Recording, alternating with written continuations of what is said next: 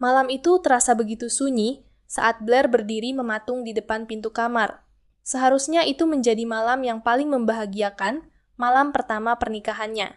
Namun, ruangan di hadapannya terasa asing dan mengintimidasi. Setelah lama terdiam mengumpulkan keberanian, ia merapatkan selendang untuk menutupi gaun tidur tipisnya yang memperlihatkan lekuk tubuh, lalu mengetuk pintu dengan perlahan. Keheningan yang menyambut membuat Blair menghela napas lega. Suaminya rupanya belum datang. Ia pun melangkah masuk dan memilih duduk di sofa, bersiap untuk menunggu. Waktu merayap begitu lambat. 10 menit berganti menjadi 30, lalu 1 jam berlalu tanpa tanda-tanda kehadiran sang suami.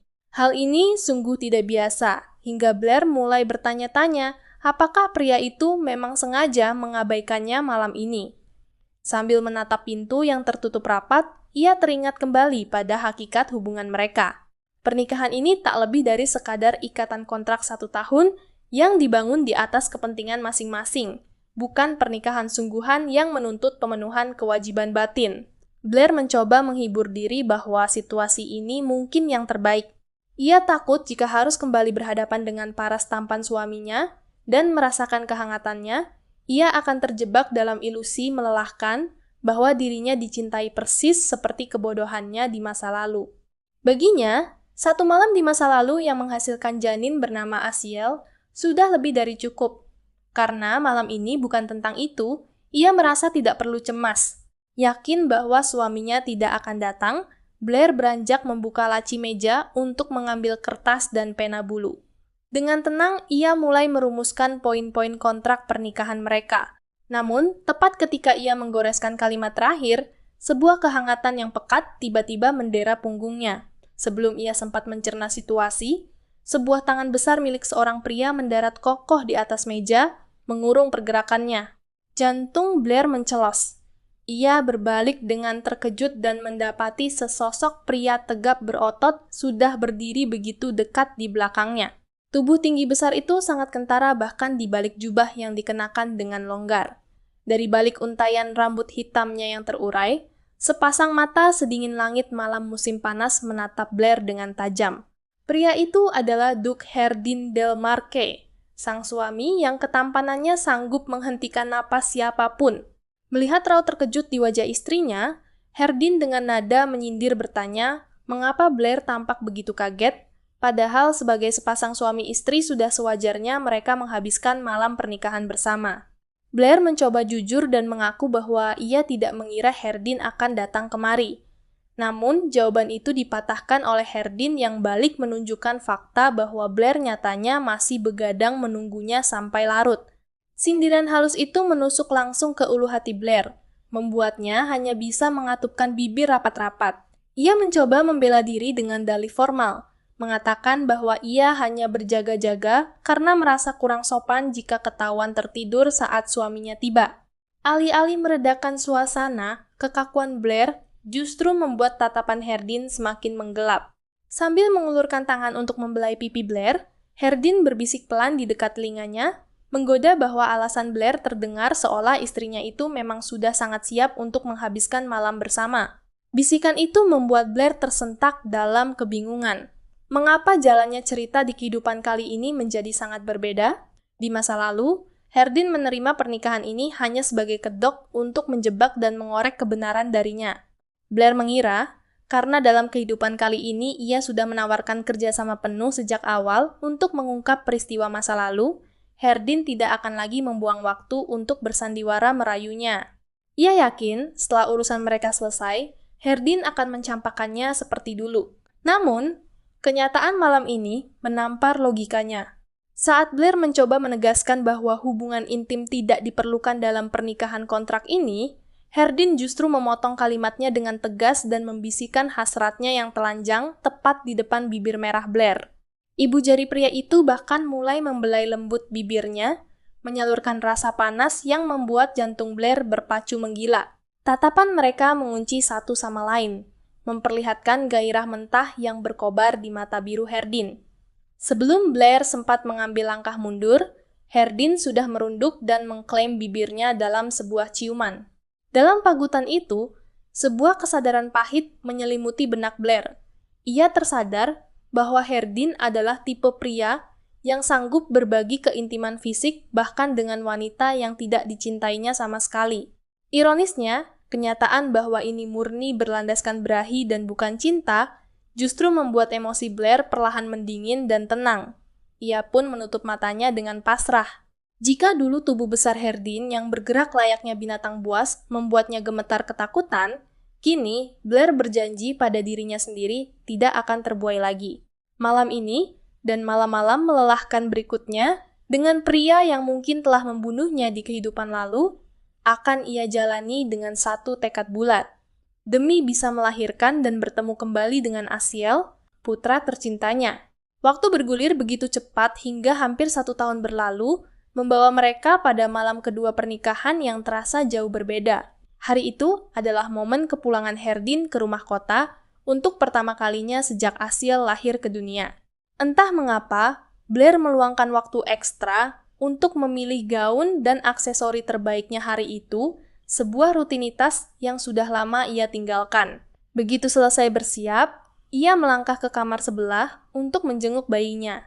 Di dalam buayan, Asiel kecil sedang bermain sendiri dengan tenang, melambai-lambaikan tangan mungilnya ke arah mainan gantung tanpa rewel sedikit pun. Senyum tulus seketika terbit di wajah Blair. Ia mengangkat dan mendekap erat tubuh mungil itu sambil membisikkan pujian betapa Asiel adalah anak yang pintar karena tidak menangis dan pandai menghibur diri. Respons riang berupa senyuman lebar dan ocehan bayi dari Asiel, seolah menandakan bahwa anak itu tahu ayahnya akan datang hari ini. Namun, saat Blair melemparkan pandangan keluar jendela, matanya menyiratkan kemuraman yang mendalam. Ingatannya melayang pada masa-masa kehamilannya. Begitu kabar kehamilannya terkonfirmasi, Herdin langsung bergegas pergi ke wilayah utara dengan alasan berburu monster. Blair tahu betul itu hanyalah dalih suaminya untuk menghindarinya. Selama berbulan-bulan ditinggal dalam kekhawatiran, Blair tak pernah absen berdoa bagi keselamatan suaminya. Ia rutin mengirimkan surat, mengabarkan perkembangan bayi mereka yang tumbuh sehat, dan memohon agar Herdin cepat pulang. Namun, lembaran-lembaran surat itu tak pernah sekalipun mendapat balasan. Blair hanya bisa menghibur hatinya yang lumat dengan berasumsi bahwa suaminya terlalu sibuk mengurus wilayah utara yang luas. Hingga musim dingin tiba dan janin di perutnya menendang semakin kuat, Herdin tak kunjung menampakkan diri. Malam-malam, Blair sering dihabiskan dengan tangisan pilu, didera rasa bersalah karena bayinya harus tumbuh tanpa limpahan kasih sayang seorang ayah. Puncaknya adalah 6 bulan pasca kepergian Herdin. Pria itu dikabarkan turun ke ibu kota, namun hanya berkunjung ke istana kekaisaran tanpa berniat mampir ke rumah mereka. Didorong rasa rindu dan nekat, Blair yang tengah hamil besar memutuskan untuk menyusul suaminya. Pertemuan pasca setengah tahun berpisah itu justru terasa membekukan. Tatapan mata Herdin sedingin es, dan kalimat pertama yang keluar dari mulutnya hanyalah pertanyaan dingin mengapa Blair nekat datang dengan kondisi tubuh yang sudah kepayahan. Sikap acuh tak acuh itu seketika membungkam seluruh kata rindu di ujung lidah Blair. Di depan Herdin, ia selalu merasa seperti seorang pesakitan yang menanggung dosa, sekaligus mengutuki hatinya yang masih saja berdebar untuk pria sedingin itu. Mencoba tegar, Blair memohon agar Herdin meluangkan sedikit waktu. Setelah keheningan yang canggung, Herdin akhirnya bersetuju dan mereka pun naik ke kereta kuda bersama. Di tengah perjalanan yang sunyi, bayi di kandungan Blair mendidih aktif dan menendang dengan keras. Sambil mengusap perutnya, Blair mencoba mencairkan suasana dengan menceritakan betapa kuatnya tendangan anak mereka hingga membuatnya sering terjaga di malam hari. Namun, saat Blair menawarkan apakah Herdin ingin menyentuh dan merasakannya, pria itu menolak mentah-mentah dengan nada yang sangat dingin. Penolakan itu menorehkan luka baru di hati Blair. Padahal, di tengah ketakutan hebat menjelang persalinan dan penolakan yang sebelumnya ia terima dari ibunya sendiri, Blair sangat berharap suaminya bisa memberikan sedikit simpati atau validasi atas perjuangannya. Ia ingin meminta Herdin menemaninya saat melahirkan nanti, tetapi sikap abai suaminya telah merenggut seluruh keberaniannya hingga air mata nyaris tumpah di dalam kereta. Sesampainya di rumah kota, Herdin hanya melirik sekilas ke arah perut besar Blair dan mengucapkan salam perpisahan formal layaknya kepada orang asing, mendoakan agar persalinannya berjalan lancar. Sebelum pintu kereta ditutup, Blair yang dirundung keraguan akhirnya menyampaikan satu permintaan terakhir, meminta Herdin memberikan nama untuk anak mereka. Setelah berpikir sejenak, Herdin menyebutkan nama Diana jika perempuan dan Asil jika laki-laki. Nama Asil itulah yang kemudian Blair sematkan pada putranya sebagai satu-satunya bentuk kepedulian yang pernah diberikan sang ayah. Karena bahkan setelah Asil lahir, Herdin tidak pernah datang menjenguk hingga setengah tahun lamanya. Lamunan pahit Blair buyar ketika Rina, pelayannya, masuk ke kamar dengan tergesa-gesa membawa kabar bahwa kereta yang mulia sudah hampir sampai. Dengan hati yang berdesir, Blair mencium pipi Asil dan berbisik lembut bahwa ayah mereka telah datang. Sambil menggendong putranya, Blair bergegas turun ke lantai 1, bergabung dengan para pelayan yang berbaris rapi untuk menyambut kepulangan sang Duke. Dari kejauhan, kereta kuda mewah milik Herdin tampak bergerak mendekat. Meski tahu ini mungkin tindakan bodoh, kehadiran Asil di pelukannya menumbuhkan kembali sebersit harapan di hati Blair.